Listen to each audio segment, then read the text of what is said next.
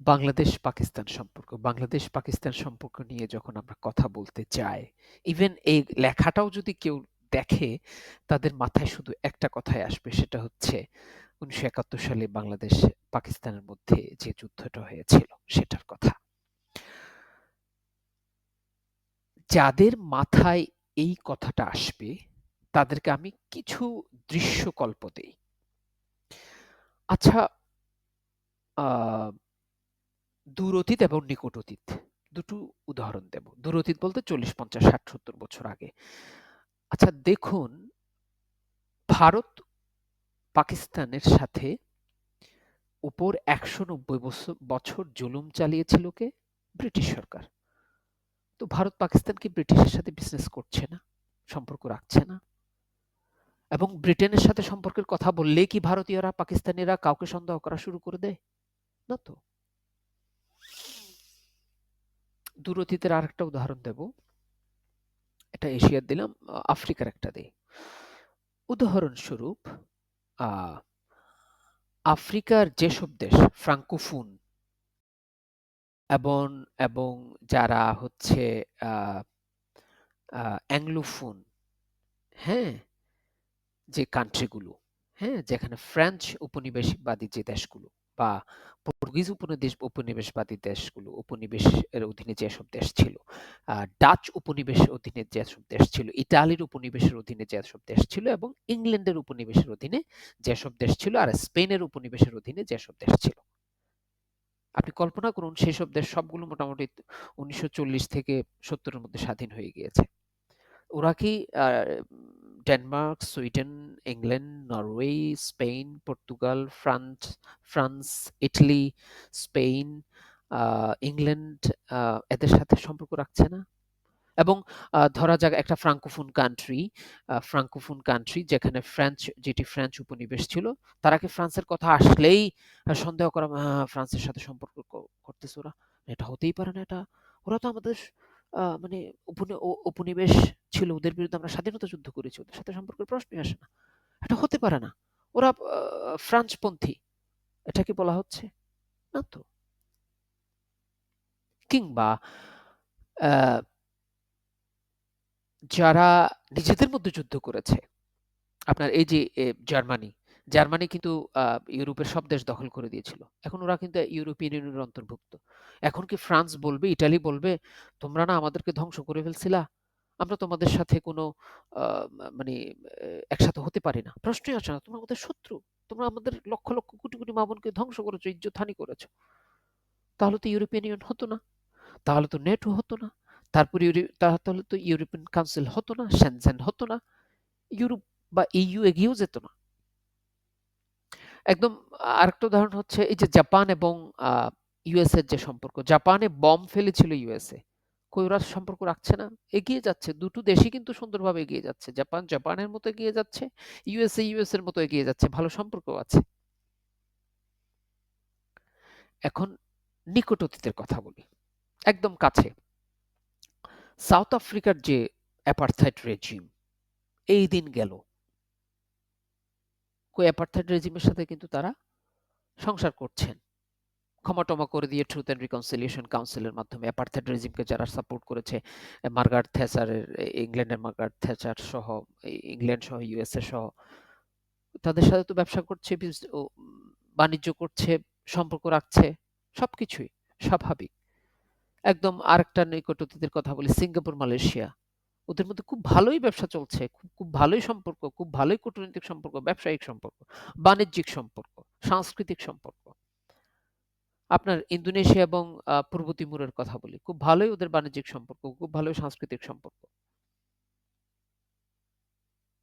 তাহলে আমাদের যারা আমরা পাকিস্তান বাংলাদেশের সম্পর্ক কথা বললেই চোখ তুলে, মানে একটু চোখ তুলি, ভ্রু কুঁচকে ফেলি, আমি মনে করি তাদের মধ্যে আন্তর্জাতিক রাজনীতির জ্ঞানের যথেষ্ট অভাব রয়েছে। পৃথিবীতে একটি দেশ থেকে আরেকটি দেশ স্বাধীন হবে, সেখানে মারামারি থাকবে, এটা তো স্বাভাবিক। ইংল্যান্ডের সাথে ইউএস এর যুদ্ধ হয়েছে তো, জেনারেল ওয়াশিংটনের নেতৃত্বে। না হলে তো ইউএসএ স্বাধীন হতো না। কই ইউএসএ আবার ইংল্যান্ড মিলেই তো ব্রেটন উডস চুক্তি করলো এবং জাতিসংঘ করলো, তারা একসাথে মার্শাল প্ল্যান করলো, তারা একসাথে ওয়ার্ল্ড ব্যাংক করলো, তারা একসাথে পুরো পৃথিবীর নেতৃত্ব দিচ্ছে এখন। আমি এটা বুঝাতে চাচ্ছি যে প্রত্যেকটা জিনিসের একটা ন্যাচারালাইটি থাকে, একটা প্রাকৃতিকতা থাকে, এটা প্রাকৃতিকভাবে এগিয়ে যায়। হ্যাঁ, আমরা পাকিস্তানের অংশ ছিলাম, যেহেতু বাংলাদেশ পাকিস্তানের অংশ ছিল, সেহেতু বাংলাদেশ যদি স্বাধীন হতে চাইতো তাহলে তাকে পাকিস্তানের বিরুদ্ধে যুদ্ধ করতে হতো। সে পাকিস্তানের বিরুদ্ধে যুদ্ধ করেছে, সে পাকিস্তান থেকে স্বাধীন হয়ে গেছে। এখন দুটো আলাদা দেশের মধ্যে তো আপনার যোগাযোগ দরকার, নাহলে তো আপনি পৃথিবীর কারোর সাথে সম্পর্ক রাখতে পারবেন না। কেন? আমি বাংলাদেশের কথা বলি। এখানে ইউরোপীয়রা ইউরোপের ইউরোপীয়দের যদি কথা বলি নাম ধরে ধরে, ইংল্যান্ড এখানে 190 বছর শাসন করেছে। যখন ভারত শাসন করেছে সেখানে তো বাংলাদেশ অংশভুক্ত ছিল।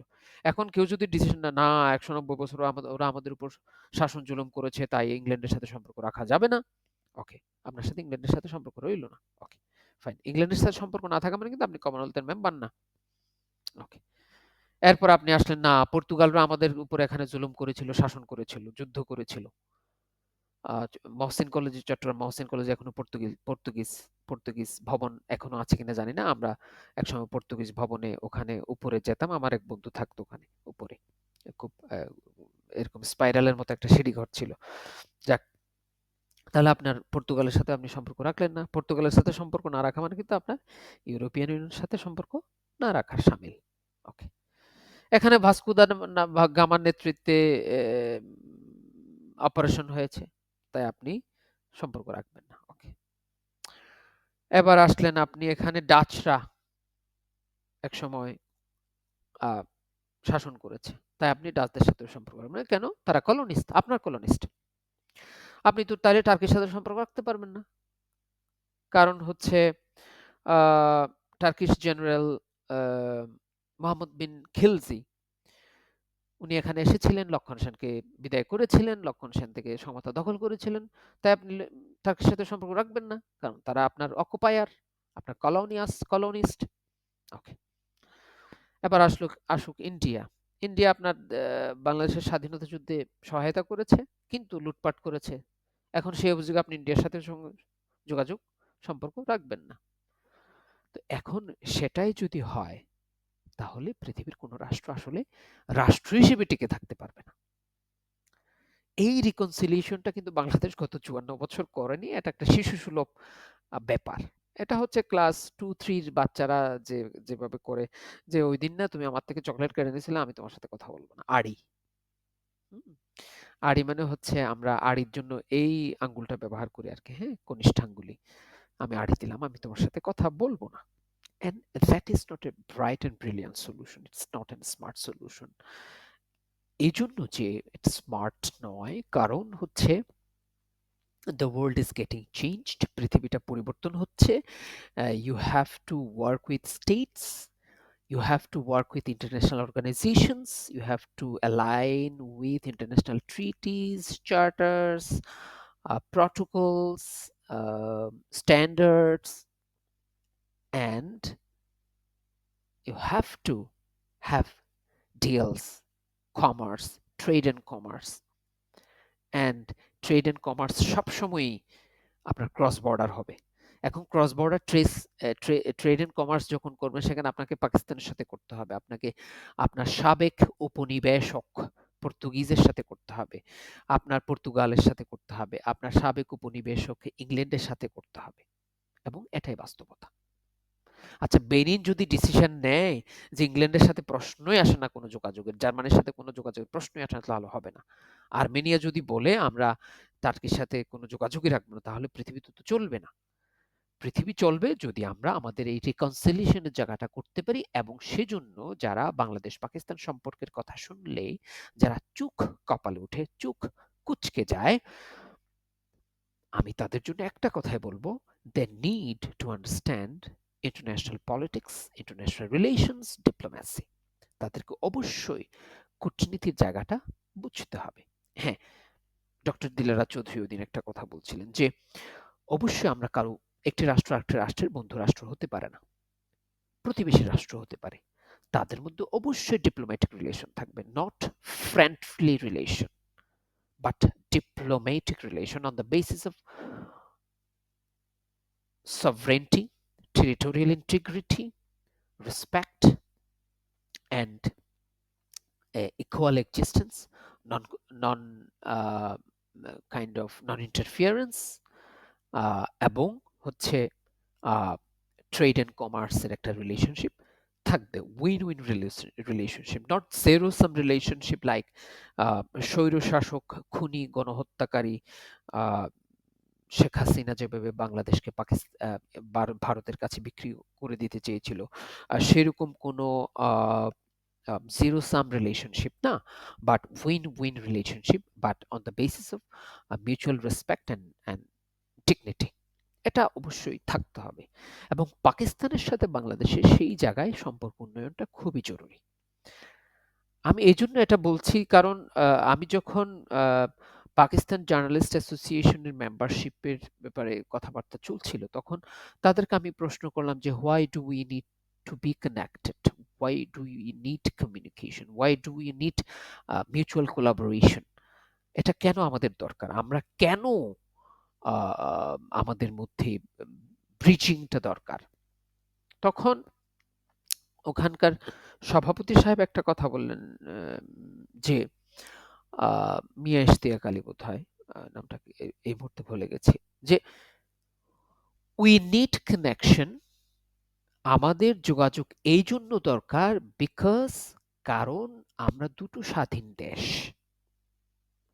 আমাদের স্বাধীন জনগোষ্ঠী রয়েছে, আমাদের প্রত্যেকের নিজস্ব স্ট্রেংথ এবং উইকনেস রয়েছে, যেটা আমরা এক্সচেঞ্জ করতে পারি to mitigate our strength, to mitigate our weakness and to share our strength.